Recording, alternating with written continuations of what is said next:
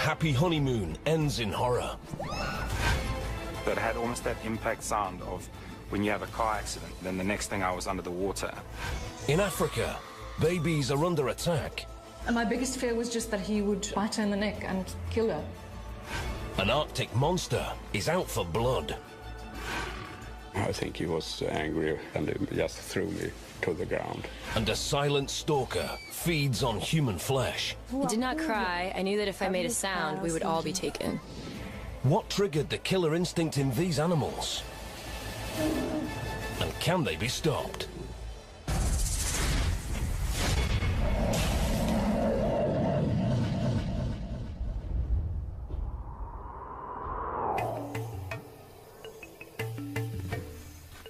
Newlyweds Bruce and Janice Simpson are celebrating their honeymoon in one of the most beautiful places on Earth. Botswana's Okavango Delta. They want a real wildlife experience, and the best way to do that is by taking a ride on a Mokoro, a small canoe that can get them close to the action.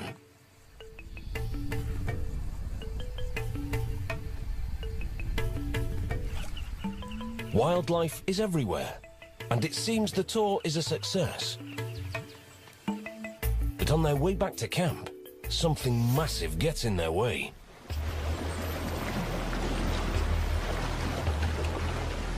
So we stopped and we waited for them for a while. And in fact, the guide banged his pole on the Mokoro a few times to try and make some noise, try and get them to move off.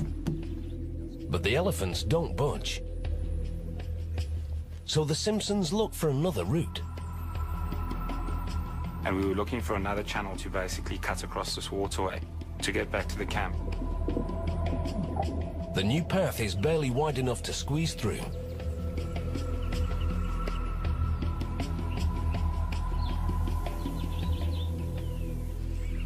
Then, something explodes out of the water. All I saw as I turned was a grey mass to my right, literally half a meter away from me. Adult hippos can weigh more than 2,500 kilos and can run faster than humans. And they are far from friendly. Monstrous males battle each other relentlessly for dominance among the herd. Basically, the girth of its chest was as wide as the section that Jan and I were sitting one behind the other. But it had almost that impact sound of when you have a car accident. And then the next thing I was under the water. I couldn't see anything. Bruce flails for the surface, but something is holding him underwater.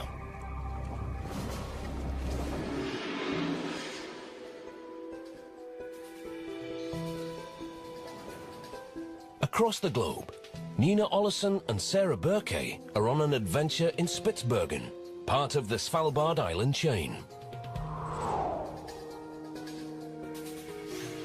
It's the northernmost human settlement on Earth, just 800 kilometers from the North Pole. On the itinerary for today, a hike to the top of a plateau, just outside the town of Longyearbyen.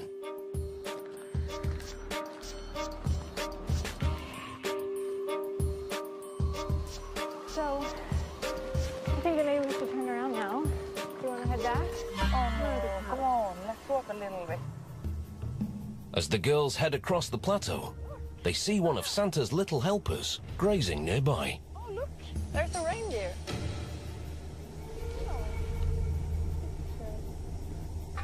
But Sarah and Nina aren't the only ones eyeing the furry beast. Don't tell me that's a bear. That is a bear. Just 50 paces away is a half-ton killing machine shrouded in white.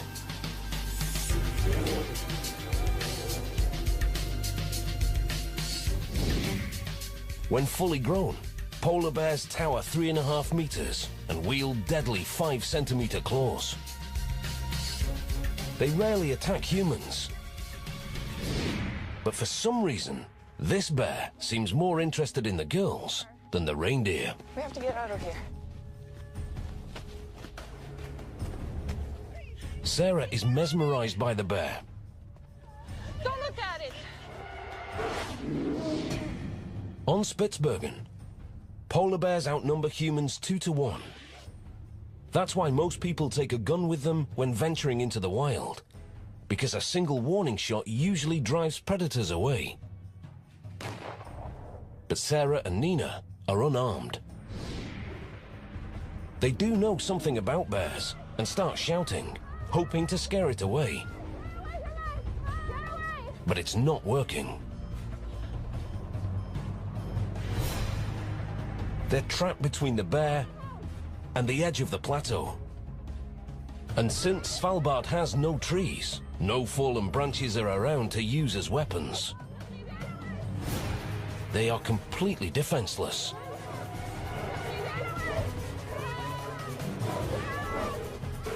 The bear strikes Nina, and she crumples to the ground. Then it turns towards Sarah. Caught between a 1,000-foot drop and an animal driven to dominate, she has only one choice.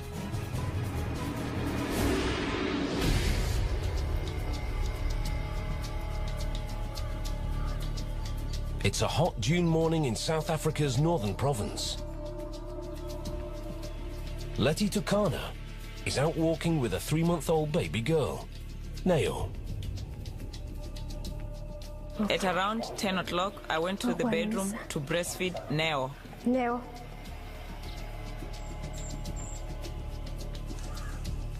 An hour later, Letty cleans up as her baby sleeps quietly nearby. I was busy washing dishes when I heard the baby in the bedroom screaming. I thought the baby was screaming because it was hungry and wanted to be fed again. But as Letty soon discovers, her baby isn't the hungry one.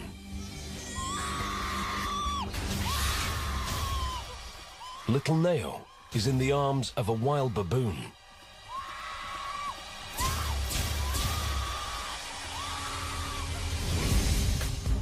South Africa's Chakma baboons are the largest of the species, and to make matters worse, the one attacking her child is a male. Adult males can weigh almost 45 kilos. They can also distinguish between human males and females. If the male baboon facing Letty views her as a lower-ranking female, he has no reason to fear her. And no reason to release her child. Will her screams be enough for the baboon to opt for a meal other than her little girl? Bruce and Janice Simpson were having a relaxing honeymoon until it went haywire at the jaws of an aggressive hippo. In Africa, these monstrous mammals attack and kill more humans than any other animal. But usually they're grazers that only eat meat when food is scarce. Just 1 week later, another cantankerous creature rocks the Okavango. Former Miss South Africa, Diana Tilden Davis, is in the Delta filming a documentary. She spent years working here as a guide and considers these waters her home. The crew needs one more shot before they wrap for the day. And that's all the director's thinking about as he pilots the boat.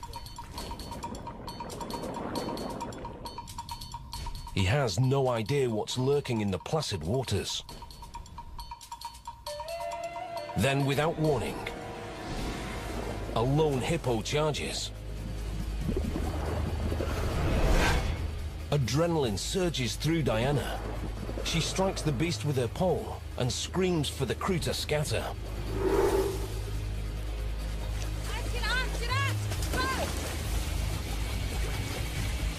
The hippo rams her boat. Diana is tossed. Then it lunges even closer. gnashing its tusks inches from her flesh. She's putting up a good fight, but against a 2-ton animal, even her best fight may not be good enough. Tanzania, a late August afternoon. Amir and his mother Pili Lagaza prepare their evening meal near the Rufiji River. Just after sundown, Amir goes to bed. I went inside so I can go to sleep. She was still graining the corn outside. She finished at around 10 or 11 p.m. Then she went to the toilet outside.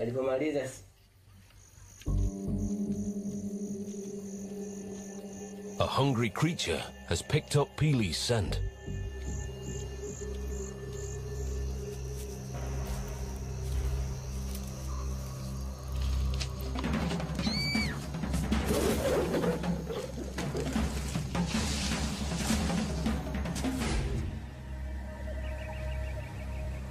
At dawn, Amir immediately knows something's wrong.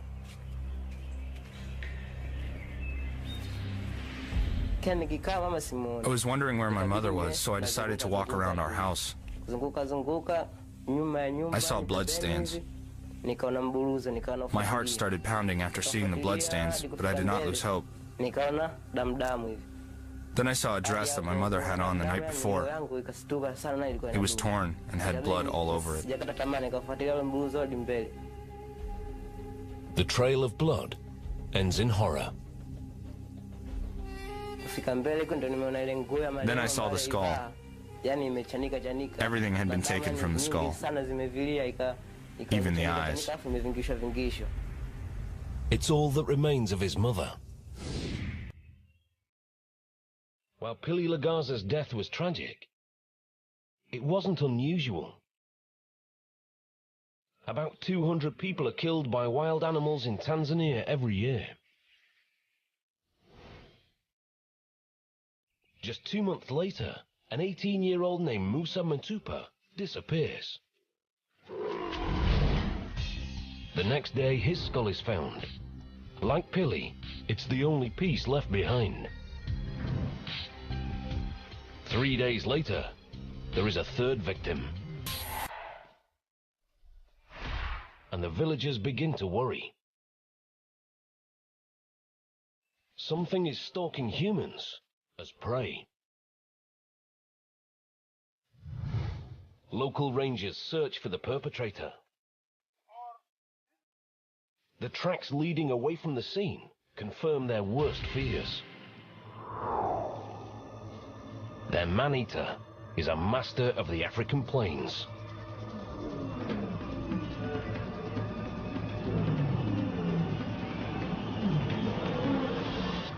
A 1.8 meter long, 220 kilo African lion. Humans aren't usually on their menu. But once the cats acquire a taste for human flesh, there's only one way to end the killing. The big cat must be destroyed. Local officers call for reinforcements, and the government sends in a team of rangers led by Haji Makanguru. They hunt day and night, but the lion is elusive.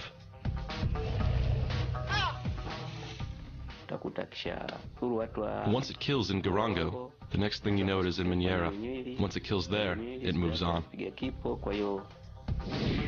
The man-eater of Rufiji seems unstoppable. Unless he's brought down soon, many more may fall victim. The remote Arctic island of Spitsbergen is home to one of nature's most deadly killers. And for some reason, one of them is attacking Nina Ollison and Sarah Burke. Months later, just across the island, another polar bear draws blood. Helma Christiansen leads a small group of nature seekers on tour. After they reach the shore, Helma and his good friend Ola Vickman go for a hike up into the foothills. I know Helmer because I met him year before. He was so fond of the Svalbard, the nature, the animals, above all the polar bears. Something is moving on the hillside. But Helmer isn't worried. Not yet. We saw a polar bear behind the rock. Lift his head and have a look at us. Normally, a bear would give humans a passing glance and move on. But something's bothering this one.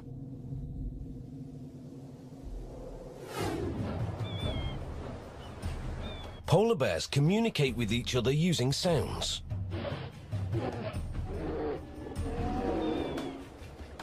Their roars warn intruders to back off or prepare for battle. When a polar bear opens and closes its mouth quickly, it's called chuffing, another warning sign to retreat. If it lowers its head, an attack is imminent.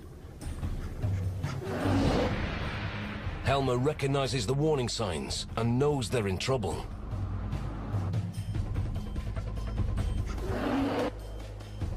But unlike Sarah and Nina, Helmer has brought a gun and hopes a warning shot will scare the bear away. It has the opposite effect. Helmer fires more shots, but he only has a small caliber pistol, and the bullets only irritate the bear. A second later, Helmer is fighting for his life.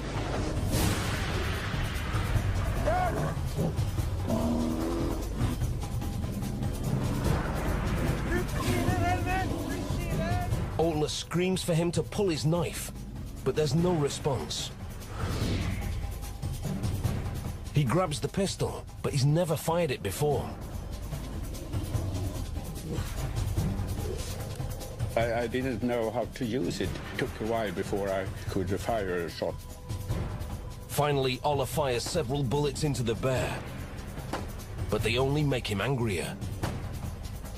The beast turns and charges him. I think he was angry and attacked me and just threw me to the ground. I was lying there on the ground. I thought that in my last minute he would probably kill me.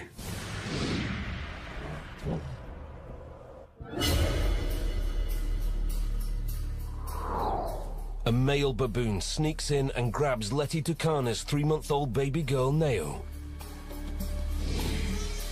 She screams.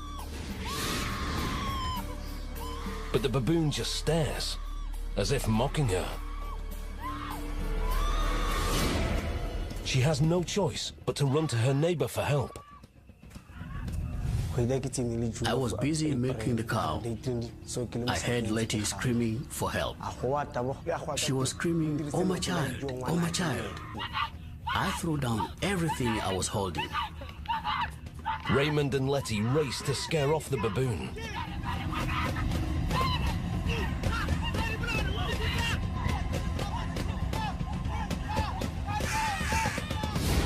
The tactic works, but the primate only reluctantly moves away from the scene.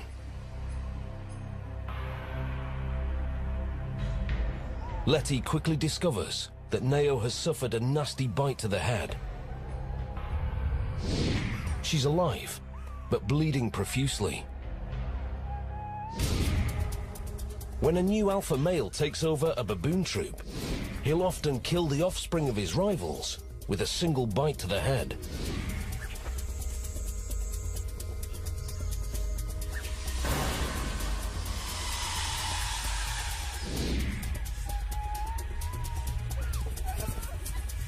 Raymond rushes to get help,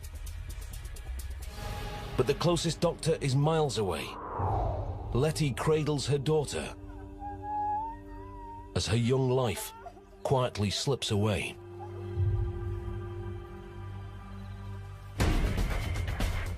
Hundreds of kilometers away in South Africa's Cape Peninsula, another baboon attacks.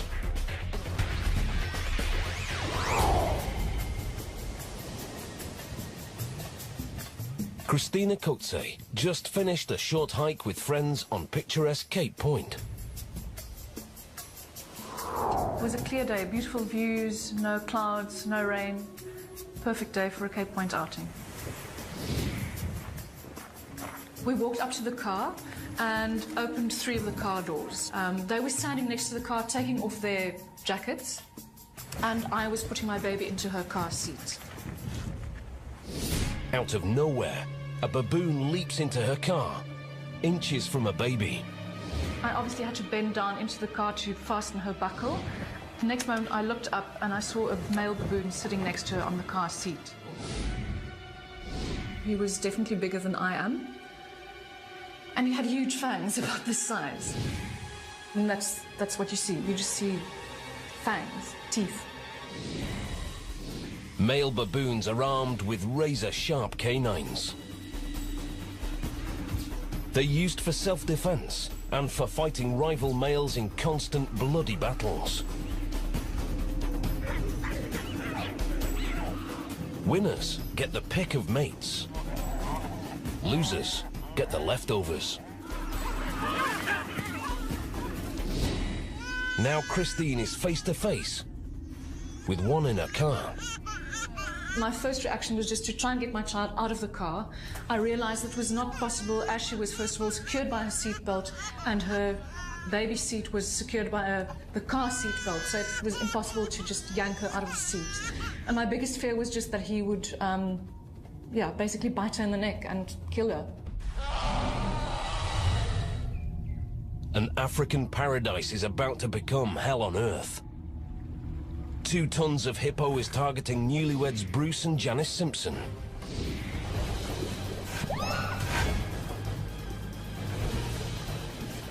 Their canoe is capsized. The impact dislocates Bruce's shoulder and traps him beneath the surface.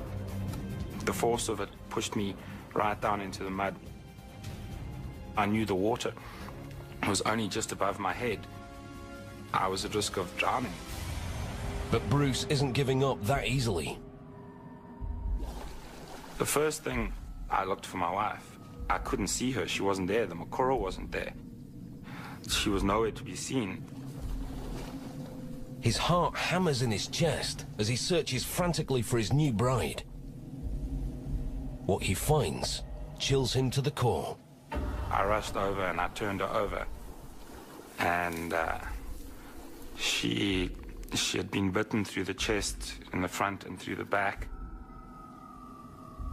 And she was just losing blood so quickly. Jan's body was ravaged by 2 pairs of deadly tusks. They grow continuously, and they're perfectly placed to sharpen with every bite. But these sabers aren't used for eating. They're for fighting other hippos.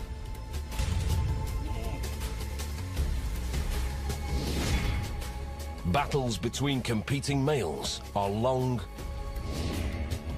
bloody, and often end in death. South Africa's Kruger National Park.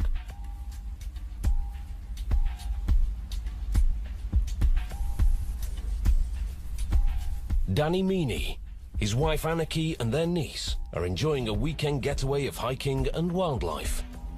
And we asked one of the workers there for the best place to go and view the area, and he showed us the dam. The minute we reached at that point, we did see the hippo inside the dam. A kilometer from the river, a lone hippo wades in the water. Our reaction was, what a beautiful animal. We didn't realize what's the danger of the animal. Danny heads off to catch up with the rest of their family. But moments later,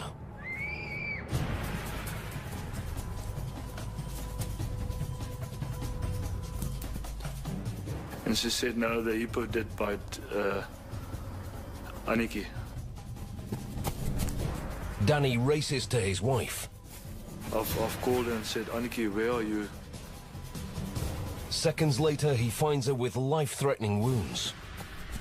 I see her, and she said, just bear in mind that I love you. She dies in his arms. Just like the hippo attacks on The Simpsons and Diana Tilden Davis, a lone hippo was the perpetrator. These animals usually live in herds, but something drove them away from their group. Aniki left a clue why she was attacked. Investigators review the tape, and first, normal hippo behavior. But then a young calf appears. Aniki's killer was a new mother and a force to be feared. Few predators dare to take on an adult hippo, but calves are fair game.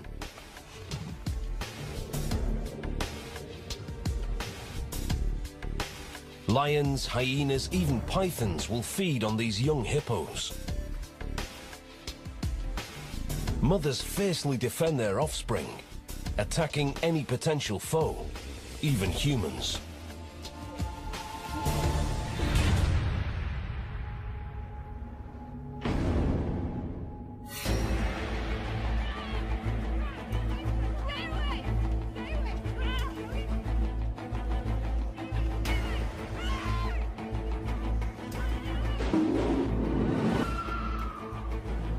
She's pinned beneath enormous claws.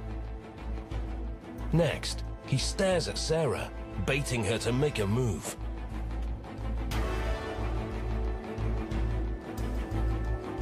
She's trapped between the deadly polar bear and a 300-meter drop, littered with jagged rocks.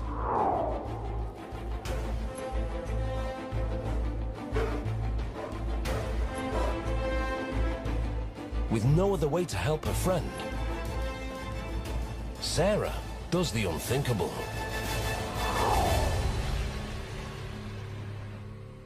But fate grants her a gift.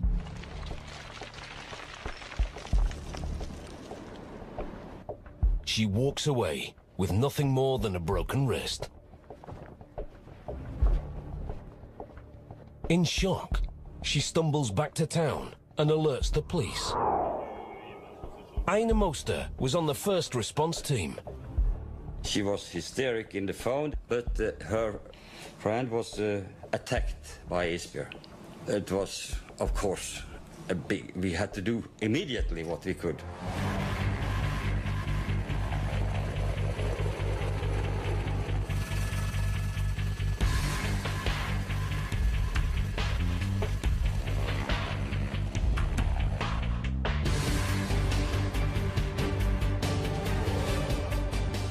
They find the bear, not far from Nina's lifeless body, and take him down.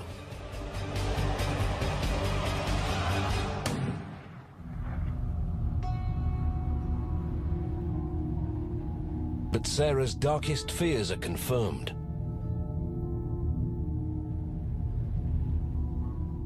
It was kind of... there was a false hope all the time. No, she wasn't alive. She had died sometimes, some minutes ago, I don't know.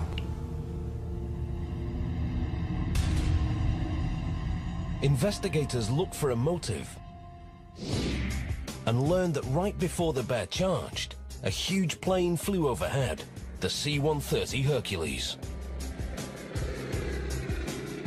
Bears are known to dislike loud noises, and the C-130's engines rocked the plateau. And the bear attack on Ola Vickman and Helmer Christensen seemed to be triggered by a gunshot. But is a loud noise enough to send a bear on a death charge? A man-eating lion is on the loose in Africa, having already killed 42 people.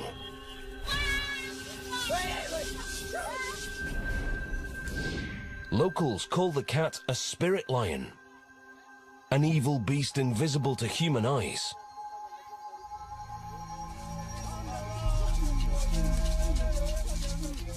Ranger Haji Makanguru needs a special kind of power to triumph over this enemy.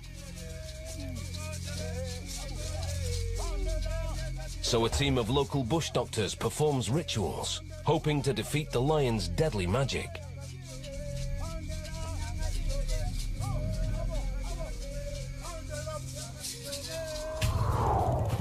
The next day, Fatuma Magela travels to visit her mother and father in the neighboring village of Kippo.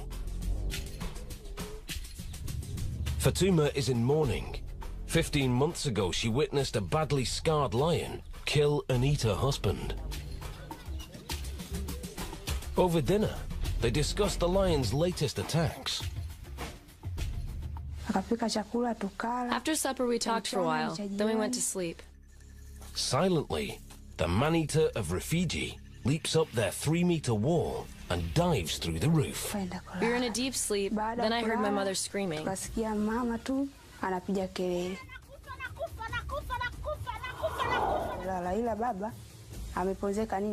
father was attacked when he tried to rescue my mother. When the lion saw that my father was fighting, it grabbed him by the throat and killed him. I did not cry. I knew that if I made a sound, we would all be taken. Fatuma recognizes the beast. It's the same lion that killed her husband.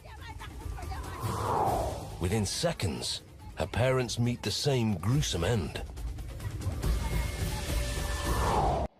The man-eater of Rufiji has now killed 47 people. The locals trying to survive this threat flee across the river.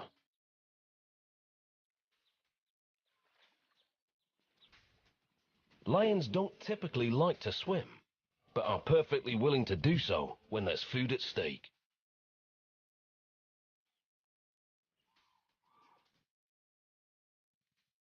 Days later, 2 elderly women become victims 48 and 49.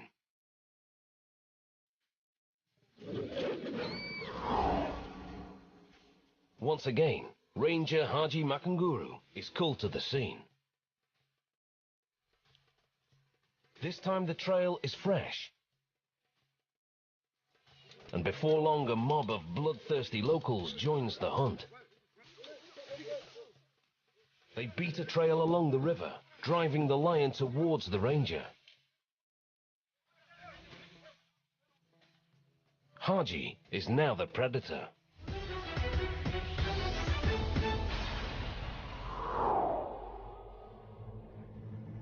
In Botswana, Diana Tilden Davis struggles to stay alive.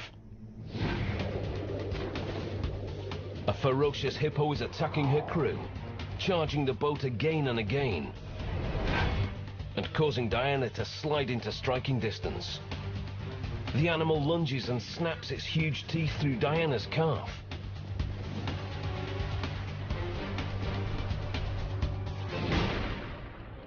Then, a flare gunshot distracts the creature and Diana scrambles to safety. Janice Simpson isn't so lucky. On her honeymoon, she suffers a dreadful hippo attack, and her body is left with devastating puncture wounds.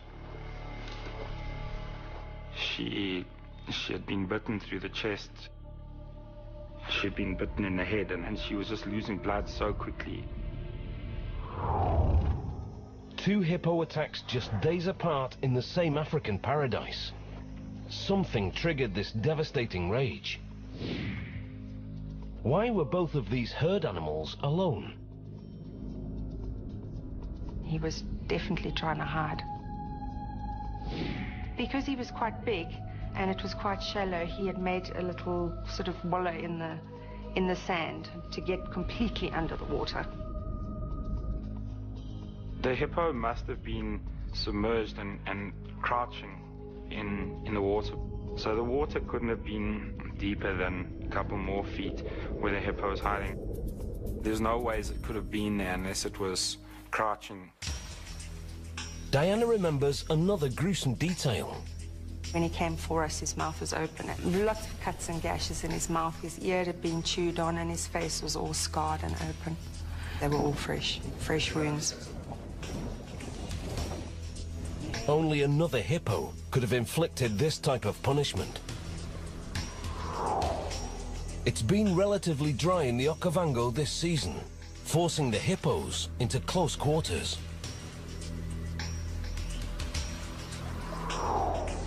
I couldn't even begin to count them. It was one of the things that staggered me was the density of the hippo population. Higher concentrations trigger more fighting, and more fighting means more hippos on edge, ready to strike. Diana spent 2 years in rehab, but she doesn't hold a grudge. I've seen the hippo twice since the incident. He was going through just as a traumatic time as I've been through. So our bond, I think, has grown from that. Bruce Simpson hopes to return to the hippos one day. One of my goals is to be able to go back and get as much pleasure as I did before out of spending time watching hippos and photographing them. In many respects, I feel like I have a link with them now.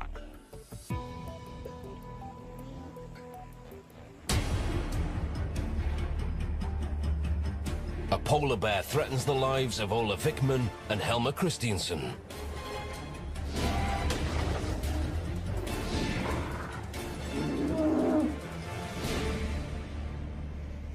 Helmer was already dead. I couldn't do anything for him. Bleeding profusely and in shock, Ola staggers towards the boat, hoping the bear doesn't come back for more.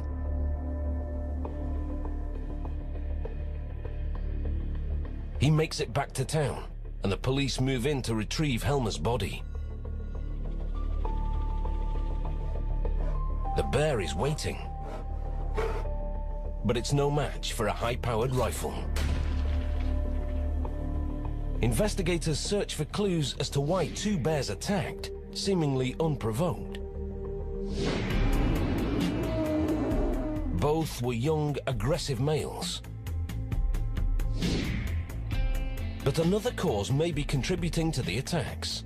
Pollutants, including PCBs and pesticides like DDT, circulate through the atmosphere until they arrive near the North Pole. Here, temperatures are too cold for the compounds to remain as vapors, so they condense and then drop into Arctic seas. The result is every living organism is eating contaminated food.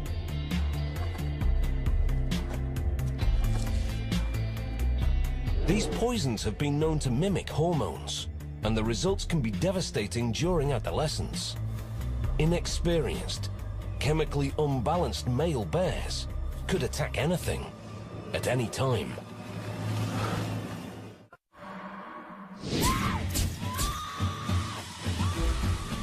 A male baboon has just killed Letty Tukana's 3-month-old daughter, Neo. Authorities are concerned the baboon will return, so they send marksmen to the village of Madipalesa. They search the area, but find no sign of him. Then 4 days later, he strikes again.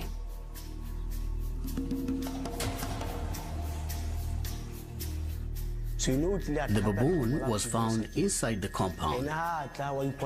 It had killed one of the goats. The owner of the cattle post saw the baboon running away with the hind quarter of a goat dripping with blood.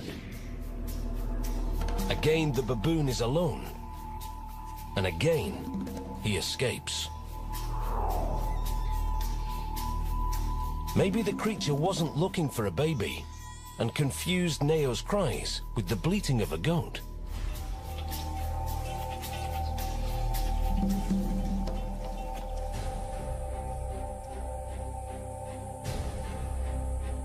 Seven days later, rangers take down the dangerous baboon. He's old and missing teeth. This animal was probably an outcast, cut off from his troop and forced to fend for himself. Further south at Cape Point, another aggressive male baboon threatens Christine Coetzee's baby girl. My biggest fear was just that he would, basically bite her in the neck and kill her. He then must have noticed the small backpack lying on the seat next to him, and he took the backpack and ran across the road. He literally unpacked everything and noticed that there was no food in it, and then discarded the backpack. But this primate refuses to leave empty-handed. I saw the baboon coming back to the car.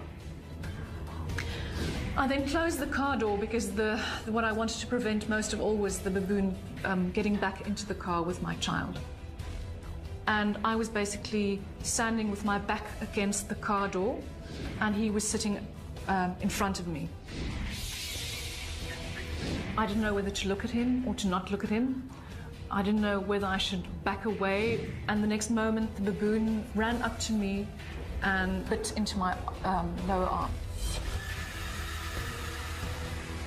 And as I whipped around, he sort of fell off. He grabbed hold of my other arm, and as soon as I got him off, I just ran for my door and got into the car as quickly as possible.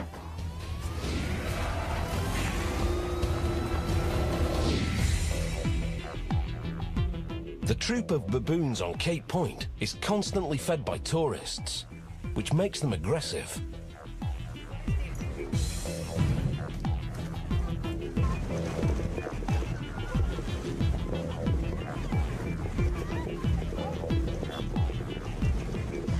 Other troops on the peninsula invade neighborhoods.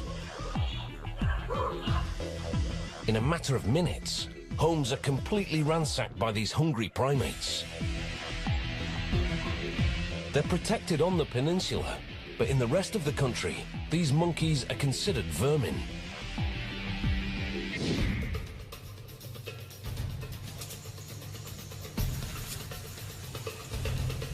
Ranger Haji Mokunguru has a man-eating lion in his sights.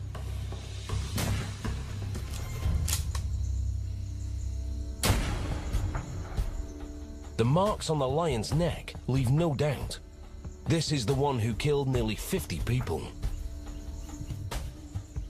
The lion was brought around to all the villages to show people the lion was dead. Then the lion was taken back to the area where it was killed. After skinning the lion and removing the bones, the villagers cut the meat and ate it as a sign of revenge.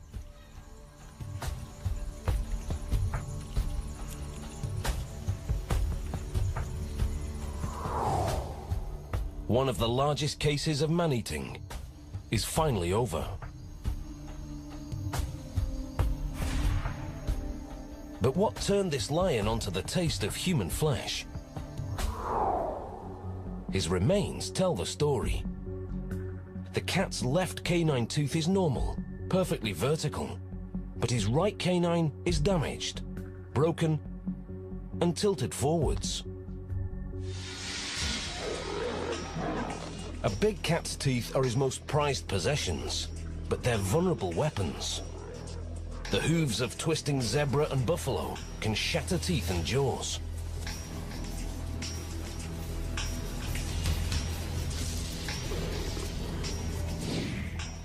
And broken teeth are incredibly sensitive. Any pressure would cause the lion serious pain. Breaks also allow bacteria into the blood, which creates infection. So in the end, the man-eater of Rufiji adopted a less painful diet. Whether they're hungry, startled, or confused, nature's beasts can quickly become killers. We call them wild animals for a reason. Unfortunately, some of us learned this lesson the hard way.